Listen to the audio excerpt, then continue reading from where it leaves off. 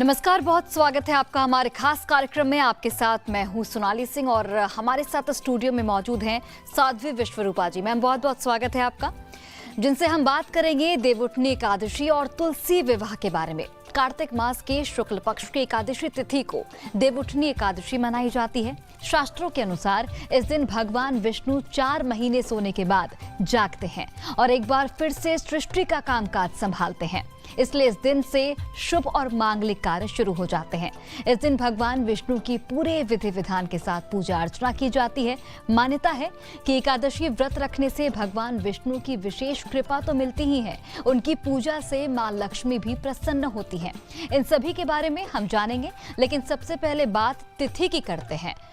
इस बार हर पर्व में तिथि को लेकर दुविधा की स्थिति बनी रही है, तो क्या विश्वरूपा जी देवउठनी एकादशी पर भी 2 तिथि का योग बन रहा है?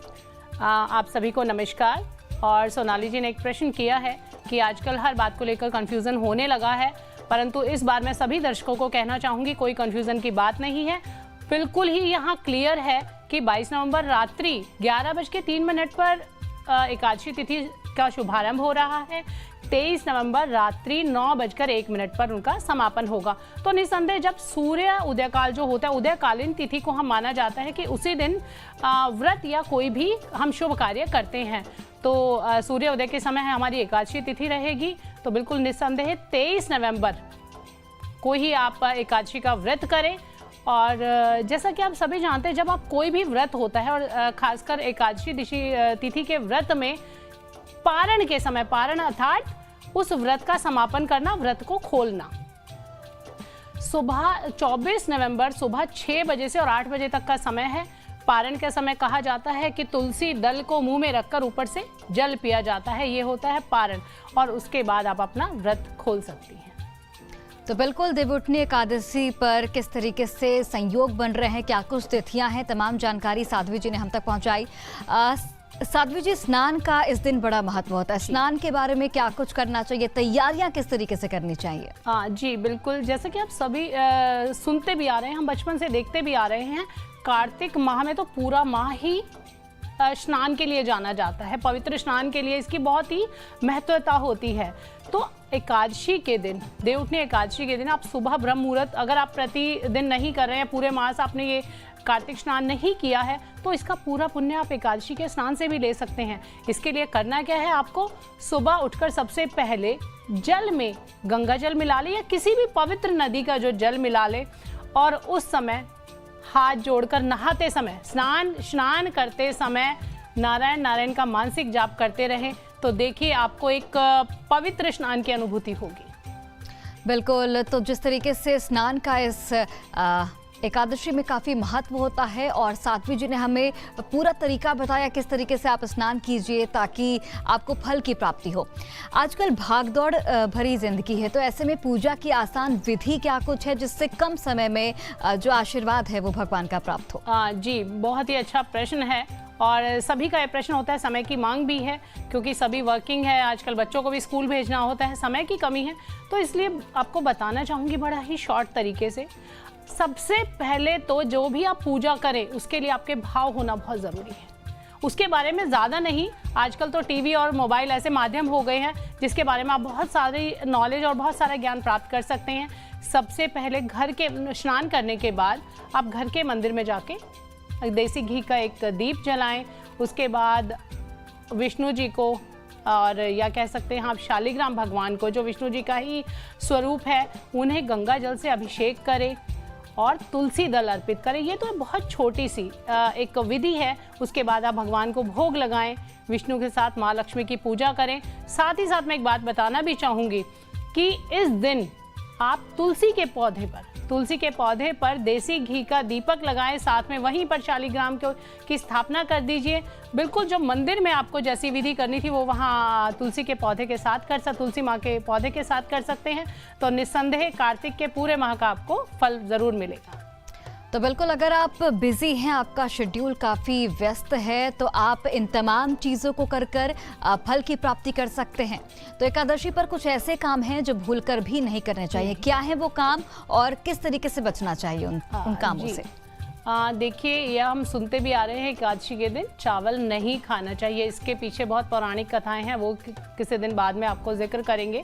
परंतु ध्यान रहे, एकादशी के दिन आप चावल भूल कर भी चावल ना खाएं, मांस मदिरा का सेवन ना करें, या तामसिक चीज़ें जैसे प्याज लहसुन जिनसे आपका तामसिक एक व्यवहार बढ़ता है, तो उन भोजन का सेवन ना करें। और साथ ही अगर आप व्रत रख रही हैं, वैसे तो ये प्रतिदिन की बात है, देखिए कोई पर्टिकुलर एक दिन की बात नहीं है, प्रतिदिन की बात है कि आप क्रोध बिल्कुल ना करें, झूठ ना बोलें। और सबसे बड़ा जो एक पाप होता है दूसरों की निंदा करना, किसी दूसरे के बारे में उसके पीठ पीछे बात करना। तो बिल्कुल एकादशी के दिन इस बात का ध्यान रखें कि ऐसे कार्य बिल्कुल नहीं होने चाहिए। आप कथा के बारे में जिक्र कर रही थी, वो कथा क्या कुछ है जो कि इस दिन एकादशी जो पूरा महीना होता है कार्तिक मास का, उस दिन कौन से कथा का जो वाचन है वो करना चाहिए? जी बेटा, मैं यहाँ बताना चाहूँगी कि ये कथा कहाँ से प्रचलित हुई, क्योंकि लोगों ने सुबह से भी हमसे पूछ रहे हैं, या प्रति वर्ष पूरा वर्ष ये हमें ये समस्या आती रहती है, लोगों को समस्या आती रहती है, पूछते रहते हैं कि इसकी क्या एक कहानी है कि तुलसी माता का विवाह शालिग्राम से। ये मतलब आजकल के बच्चों को तो हजम करना बहुत मुश्किल है, परंतु मैं यहाँ बताऊंगी हमारे पद्म पुराण में इसकी बहुत अच्छी तरह से व्याख्यान किया गया है। एक राक्षस था जालंधर, बहुत ज़्यादा समय नहीं लूँगी, शॉर्ट में आपको कथा बता रही हूँ कि जालंधर जो राक्षस था उसके पास बहुत शक्ति थी। वो अपनी शक्ति के द्वारा ऋषि मुनियों को, देवताओं को, नरों को बहुत परेशान किया करता था, बहुत अत्याचार करता था।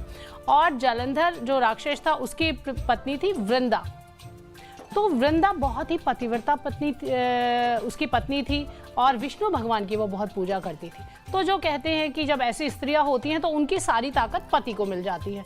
तो उसी पत्नी की उस जो शुभ कार्य थे, जो अच्छे कार्य थे, उनका जो पुण्य फल मिल रहा था जालंधर को, और इसी का फायदा उठाकर वह बहुत घोर जो अत्याचार सब पर कर रहा था, इसी से परेशान होकर सारे देवी देवता और जा पहुँचते हैं विष्णु भगवान के पास कि हमारे इस समस्या से छुटकारा कीजिएगा, क्योंकि जालंधर जो है वो बहुत परेशान कर रहा है, बहुत अत्याचार कर रहा है, बहुत हमारे देवी देवताओं को मार रहा है।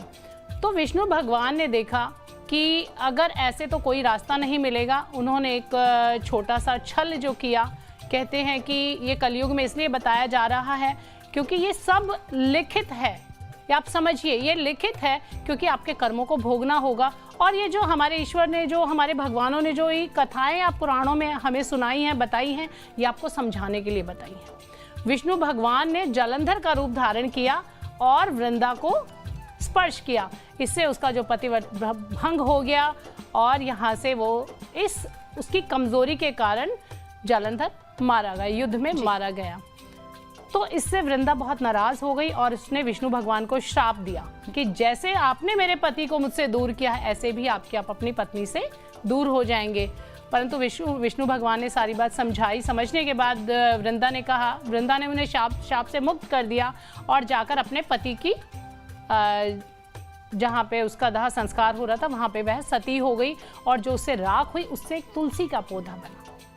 तब जाके विष्णु भगवान ने कहा कि जब भी आगे कलयुग में जब भी तुलसी की पूजा करेगा और शालिग्राम के साथ उसका जो विवाह होगा, शालिग्राम अर्थात विष्णु भगवान का स्वरूप, और आगे से तुम मेरी धर्मपत्नी कहलाओगी। तो एक छोटी सी कथा है, बड़ा शॉर्ट तरीके से समझा रही हूँ मैं, अन्यथा इसमें बहुत सारी डिटेल है और आगे आपको बताती रहूँगी। तो बिल्कुल देवउठनी एकादशी को लेकर जो कि पौराणिक कथा है वो हमें साध्वी जी ने बताई।